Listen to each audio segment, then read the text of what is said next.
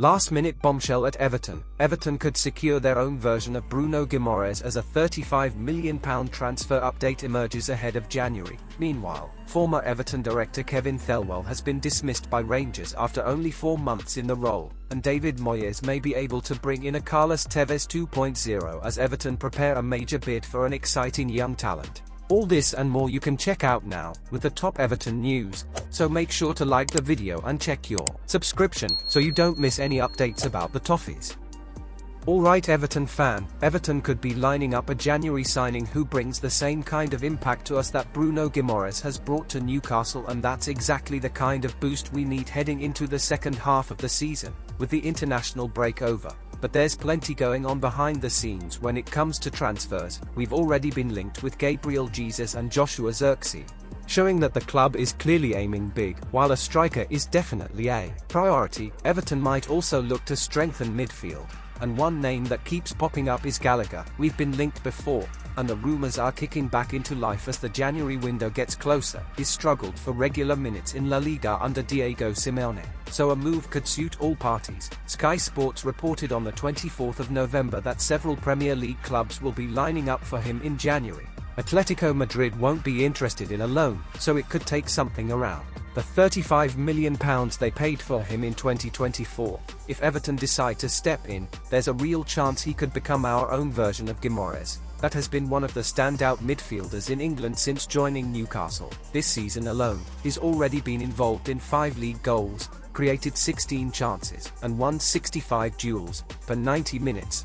That's 1 point for 6 chances created and nearly 6 duels won. Gallagher's numbers, even in limited minutes, stack up surprisingly well. He actually beats Guimaraes in pass completion, progressive carries, successful take-ons, tackles, interceptions, and assists. Give him consistent Premier League minutes, especially in a hard-working Moyes setup, and those numbers will rise fast. If Everton manage to bring Gallagher in, there's every reason to believe Moyes could develop him into a midfielder capable of reaching Guimaraes' level in the second half of the campaign. My friend Toffee fan, do you think Gallagher would be the right signing for January? Share your opinion in the comments below.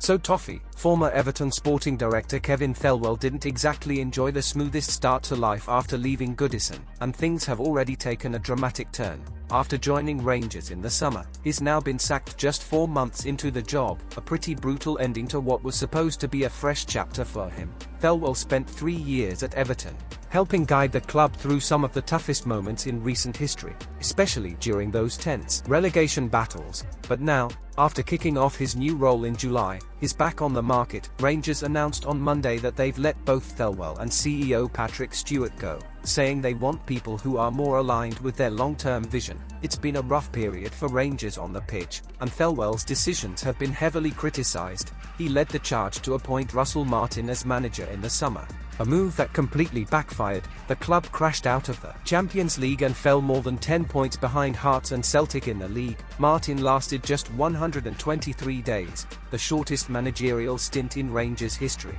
Danny Roll has since come in, but the gap at the top already looks out of reach. On top of that, Thelwell also pushed for the £8 million signing of Everton youngster Youssef Chermati, who has scored just once in 13 appearances. Not exactly the return Rangers were hoping for. Chairman Andrew Kavanagh made it clear in his statement that this wasn't personal, but simply that the club needs something different moving forward. Still, it marks a tough few months for Thelwell, who only left Everton at the end of last season. His time at Everton had its highs and lows. His first summer brought in the likes of Onana, McNeil, Maupay, Garner, Gay, and Tarkowski, with Maupay being the big flop, but the rest proving solid. His later windows were more inconsistent, with failed loans and mixed transfers, but he did finish with some positives, including bringing in Jacob Ryan, Iliman Ndiaye, and Tim Iroegbunam. Now, after a short-lived spell in Scotland, he'll be looking for his next move. My dear Everton fan, what do you make of Thelwell getting sacked after just 4 months at Rangers? Let me know your thoughts in the comments below. Listen up Everton fan, Everton have big dreams of pushing into the European places in the 2025-26 season, but to make that happen, bringing in a proper goalscorer is absolutely essential. This year has shown it clearly enough. We just don't have a reliable finisher. Beto has struggled badly, scoring only twice in all competitions.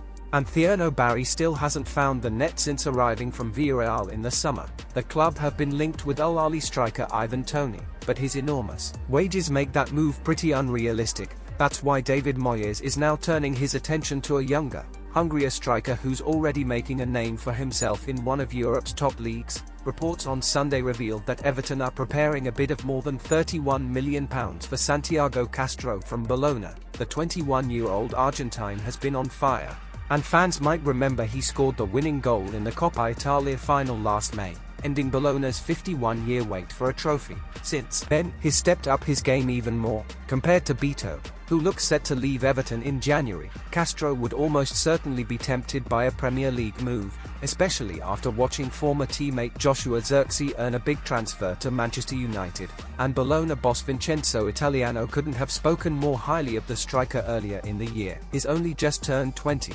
Italiano said, with the way he trains, his hunger, and the desire he shows every day, he can become a top-level player. He went on to praise Castro's work rate, team play, and all-round centre-forward instincts. Everton fans will love those comments, and even more so the comparisons to Carlos Tevez. Como scout Ben Matteson described Castro as Tevez 2.0 thanks to his stocky build and powerful style. If he can be even half as clinical as Tevez, who scored 84 Premier League goals for West Ham, Manchester United and Man City, then Everton would have a star on their hands. Castro will be aiming to follow in Tevez's footsteps, and a move to the Hill Dickinson Stadium could be the perfect next step in his rise. My friend Toffee fan, do you think Santiago Castro is the striker we've been waiting for? Share your opinion in the comments below.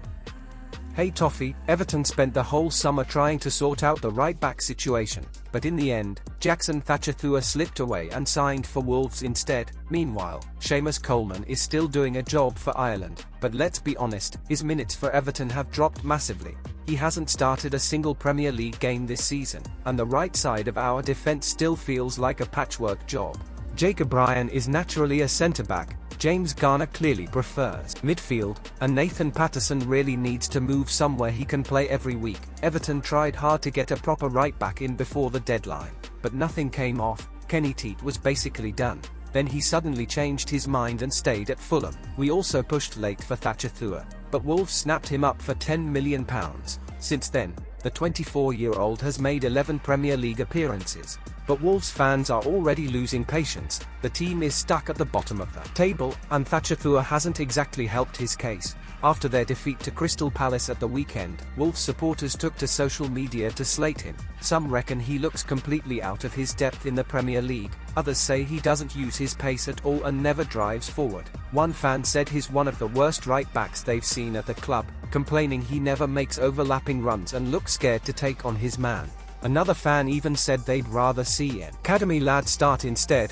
Comments kept rolling in, people calling him not even championship level, saying they can't watch him much longer, and calling Wolves' summer recruitment a shambles. So yeah, it's pretty clear Everton didn't miss out on much there, but the right-back hunt has to continue. Anthony Kaki is off the table, and Moyes can't keep relying on makeshift options if we want to push forward. Coleman won't be around forever.